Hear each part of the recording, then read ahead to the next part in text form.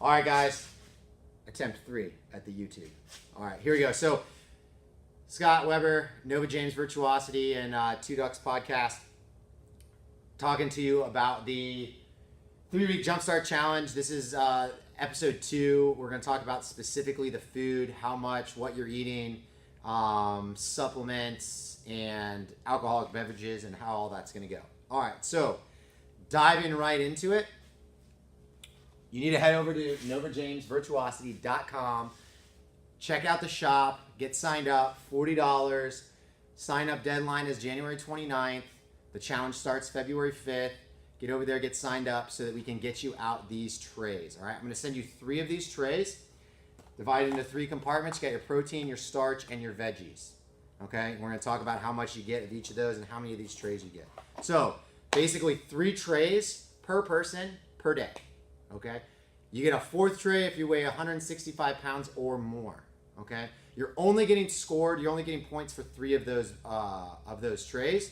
So if you fall into that 165 pound plus category and you get that fourth tray, you're not going to get points for that, and it's not a throwaway meal. So if you have one bad meal, you're taking 2 points off. If you have 2 bad meals, you're taking 4 points off, and so on and so forth.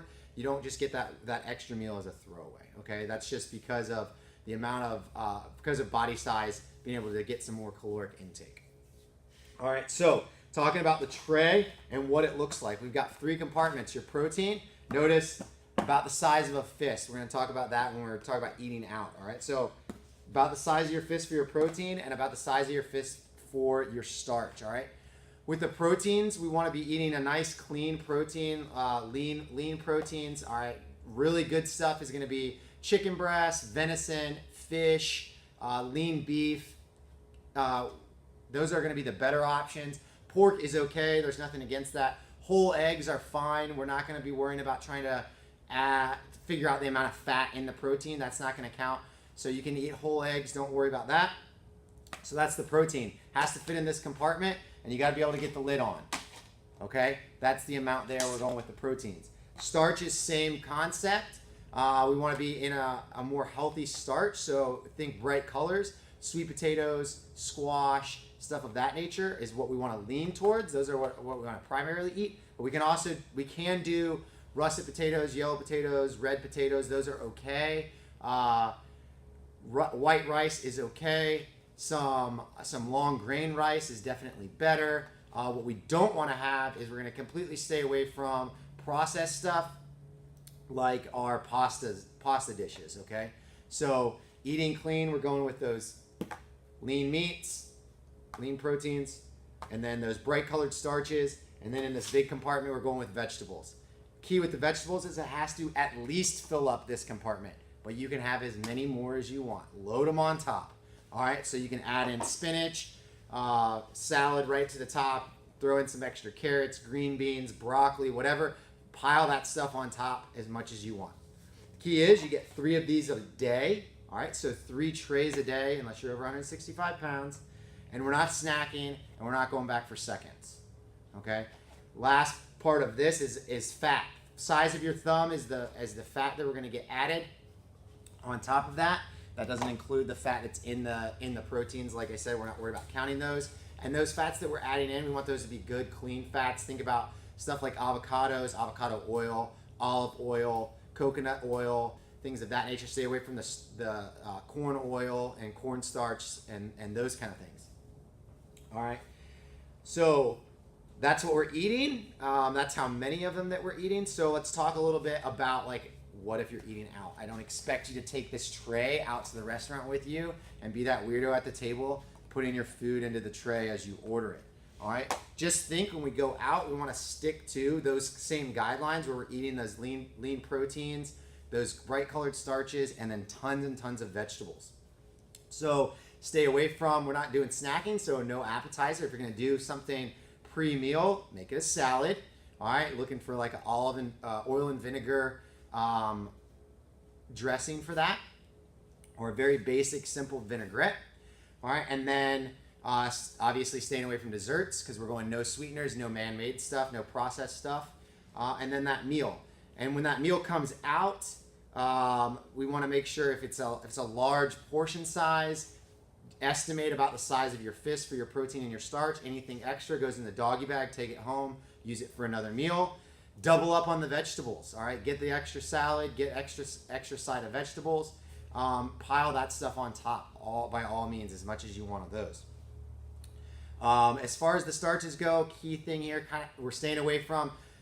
Like I said, we can have sweet potatoes and potatoes, but we're staying away from the fried stuff. So no French fries, even though they're potatoes. Stay away from the French fries. Stay away from the sweet potato fries, and that kind of thing. Okay, so that kind of dives into the food part of it, and that'll help you when you're traveling and you're out and about as well. So you don't have to think that you have to prep everything at home. But these do make it really, really easy to prep your meals for the whole day.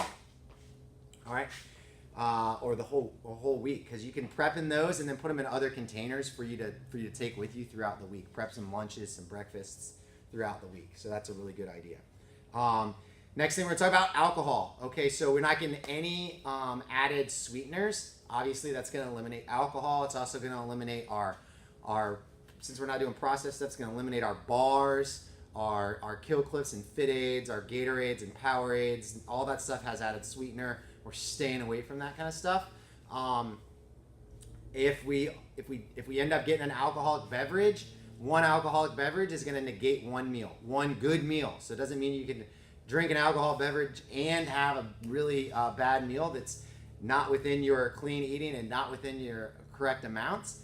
That you're going to be losing 2 meals at that point. Okay. And then if we have 2 alcoholic beverages that day, we're going to lose all our meals for the day. So all 6 points for our meals.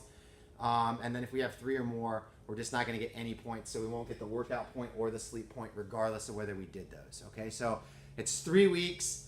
I understand there's nothing really terribly wrong with having that 1 glass of wine or something in the evening. There's a lot of great health benefits for that. But the whole purpose of this 3-week challenge is to get you on some really good habits for your nutrition and your fitness. So we're staying away from that alcoholic beverages for these 3 weeks. And then, bring them back in moderation after that, once we have those really good habits with all that other eating that we're doing. All right, last but not least, talk about supplementation. Okay, key thing with supplementation, because a lot of you might be some serious fitness enthusiasts. Maybe you compete at some lower levels locally or even some higher levels as well.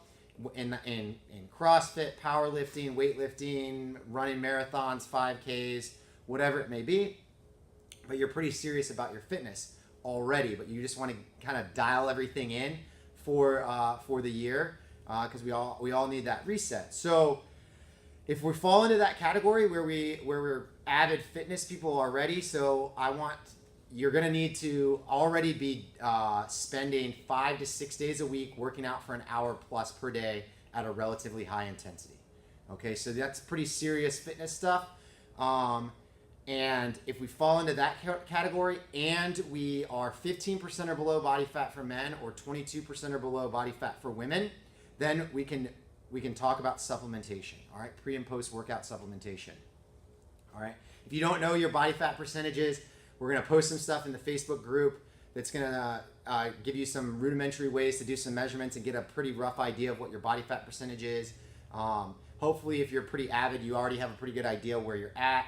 I also encourage you, if you don't, and you are avid fitness person, is look into going and getting that tested. All right, you can check out some doctors in your area, physical therapists in the area that might do some testing of that, have some systems that they use, whether they be like the bod pod type of system or maybe they use calipers, either one. There's a couple of different options out there. And then also you can go check out some local gyms in your area, like the Globo gyms, stuff like that, local YMCA, Gold's Gym, things like that. Places like that have a lot of times have some trainers in there that are certified to do some caliper testing, or they might even have one of those bod pod systems. So I encourage you to check that out if you don't already have an idea of where your body fat percentage lies. But if you fall into the category where you are an avid exerciser and you fall into those body fat percentages, then you are okay to have one pre or post workout, pre or post workout supplementation throughout the day. We want those supplements to be clean.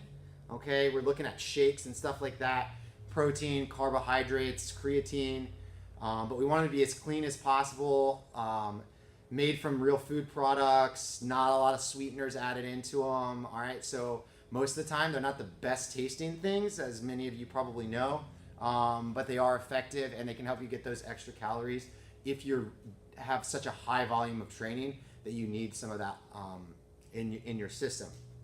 In addition, I encourage you to use, especially if you fall in that 165 pound plus category, use that fourth meal as like your post-workout supplementation. Okay, not going to get into any real specifics on what products to be using. We do recommend Ascent. We also sell Ascent on our website as well on the shop. So if you're interested in that, it is a post-workout and overnight protein supplement, and it's very clean and really good for you. So check that out if you don't already have something and you fall into that category, or you're looking to change. All right, but if we don't fall into those body fat percentages and we're not that avid of a exerciser at this point, don't worry about the supplementation. Dial in the nutrition. It's the most important part. Get those good habits. Get that regular routine where we're eating clean and eating the correct amounts. And then once you start getting further along into that fitness career, then we can start adding in that supplementation. And again, this is only 3 weeks. It's not going to have a detriment on your overall training cycle for the whole year. This is really going to help you just narrow everything in